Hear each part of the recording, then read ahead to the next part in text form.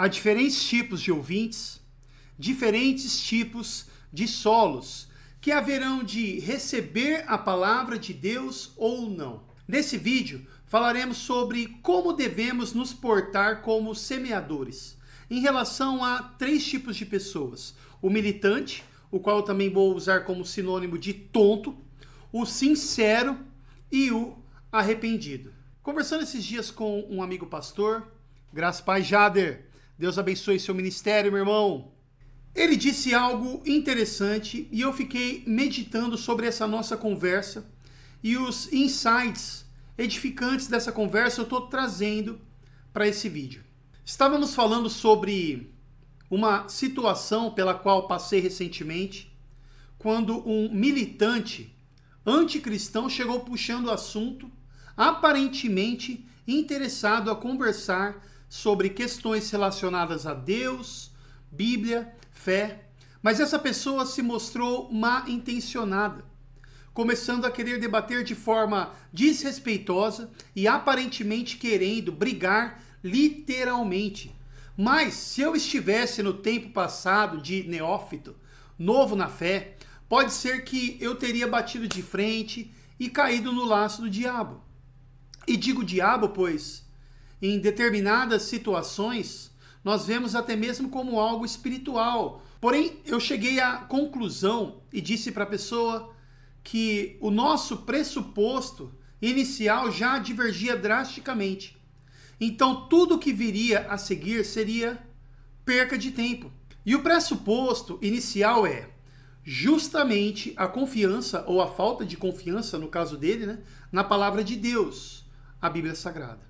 E assim você já quebra a vibe ruim da pessoa, que esperava conflito. E você traz um desfecho, né, moderado, encerra o papo com um espírito de paz. E não é o que a pessoa queria, pois ela tem raiva de cristão e gostaria de fato a briga. E provavelmente seja uma pessoa, podemos dizer, machucada, e de fato também nunca foi um cristão, é claro, né? E eu digo machucada, pois ele citou que desde a infância até o final da adolescência, ele congregava em uma determinada igreja, tocava instrumentos lá e tal. Mas eu sei que não é uma igreja saudável, bíblica. Então, a pessoa ela tem raiva de cristão, provavelmente os vê também como intolerantes, mas não enxerga a intolerância dos tolerantes, os mente aberta como ele pensa que é. Mas enfim, como eu estava dizendo, eu estava conversando com o meu amigo pastor Jader. E ele disse que há 3 diferentes tipos de pessoas e ele se porta de modo diferente com cada um.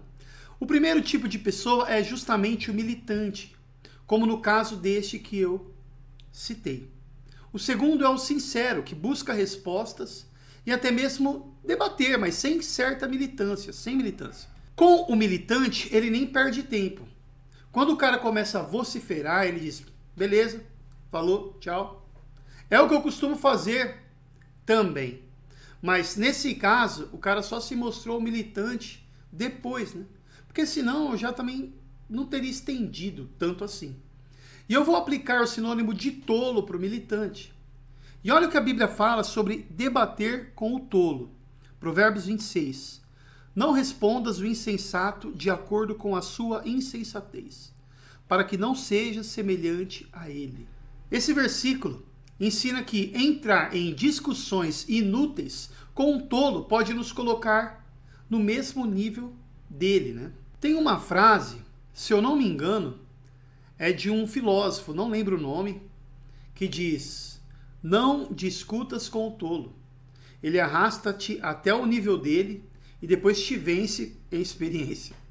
Então, meus irmãos, você cai no nível dele. E pessoas que estiverem vendo essa discussão vão olhar e ver ali 2 tolos discutindo. Mas é interessante notar que o versículo seguinte diz, Provérbios 26, versículo 5. Responde o insensato conforme merece a sua insensatez, para que ele não seja sábio aos seus próprios olhos. Parece contraditório, mas na verdade ensina que às vezes é necessário corrigir um tolo para que ele não se ache sábio, mas sem cair no jogo dele. Ou seja, depende da situação. E vocês se lembram também dessas palavras de Jesus: não deis aos cães o que é santo, nem lancei vossas pérolas diante dos porcos, para que não as pisem com os pés e, voltando-se, vos dilacerem. As pessoas podem ficar horrorizadas. Nossa, Jesus chamou as pessoas de porcos. Cancelem ele. Meus irmãos, esse é o Jesus da Escritura, que trouxe também palavras duras, como errais, não conhecendo as Escrituras. Isso é para você que transforma Jesus em um hippie da praça, montado em um unicórnio cor-de-rosa, tá? E essa passagem aqui de não dei pérola aos porcos, ela está dentro do Sermão do Monte. E a ideia principal é que coisas de grande valor, como o Evangelho e as verdades espirituais, não devem ser desperdiçadas com aqueles que as desprezam, zombam delas. Isso não significa que nós não devemos evangelizar, mas sim devemos ter discernimento para perceber quando uma pessoa não está interessada na verdade e só quer ridicularizar ou atacar. Às vezes, insistir pode ser improdutivo ou até mesmo perigoso. E esse meu amigo diz que busca trazer respostas, assim como a palavra de Deus diz que nós temos que fazer, como está lá em 1 Pedro 3,15, que diz: estejais prontos para responder a cada um que vos pedir a razão da vossa esperança. Quando alguém se aproximava de Jesus com sinceridade, ele não apenas respondia, mas ele também transformava vidas, com suas palavras. Enquanto os fariseus o testavam com perguntas mal intencionadas, aqueles que buscavam a verdade encontravam nele um mestre cheio de graça. Teve o caso do fariseu, Nicodemos, que, diferentemente dos outros fariseus, ele veio a Jesus buscar respostas referentes ao reino de Deus.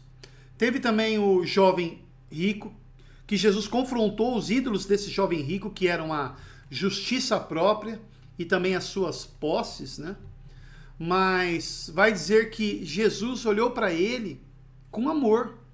Teve também o escriba que perguntou qual era o maior mandamento. E Jesus respondeu com o mandamento do amor: amar a Deus sobre todas as coisas e o próximo como a ti mesmo. E o escriba concordou e Jesus disse: não estás longe do reino de Deus. Teve também a mulher samaritana que buscava água no poço, os discípulos várias vezes, enfim. E você já parou para pensar em como nós devemos responder quando alguém nos pergunta sobre a nossa fé? Como eu disse lá em Pedro 3,15, diz que nós devemos estar preparados para explicar a razão da nossa esperança, mas de um jeito respeitoso, com mansidão, temor. Ou seja, não se trata de ganhar uma discussão, mas sim de compartilhar a nossa fé com amor e humildade. Isso se conecta muito com Provérbios mesmo, 26 que eu li, que diz sobre responder com discernimento cada caso. Tem momentos que é melhor ficar em silêncio para não alimentar discussões sem sentido. Mas também há situações em que precisamos falar para que a verdade não seja distorcida. O desafio é saber diferenciar situações.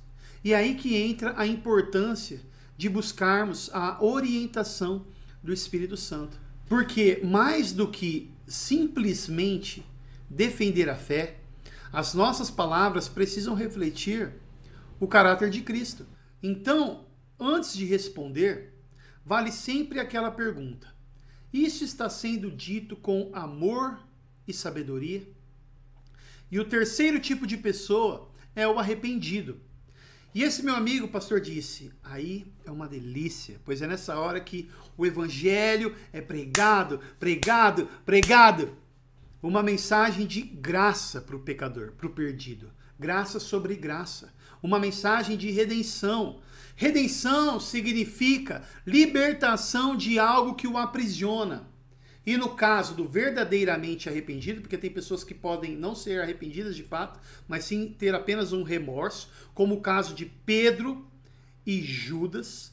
Então, no caso da pessoa verdadeiramente arrependida, esta é uma pessoa que precisa ser liberta da culpa, precisa do perdão, da redenção. E o Evangelho é uma mensagem de redenção, perdão, em especial daquele que, em última instância, é o mais ofendido. E o único que pode, de fato, reivindicar justiça, porque ele é santíssimo. Deus.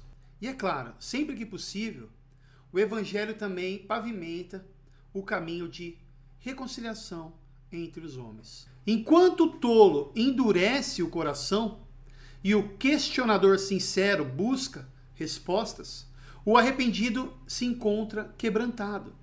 Para esse, não oferecemos debates nem argumentos, mas graça. Jesus nos dá o exemplo perfeito. Quando Pedro negou o seu mestre 3 vezes, não precisou de um sermão destruidor, precisou do olhar de Cristo. E depois, de uma pergunta cheia de amor. Tu me amas, Pedro? Como diz em Isaías 42, Deus promete que não esmagará a cana quebrada, nem apagará a torcida quem fumega.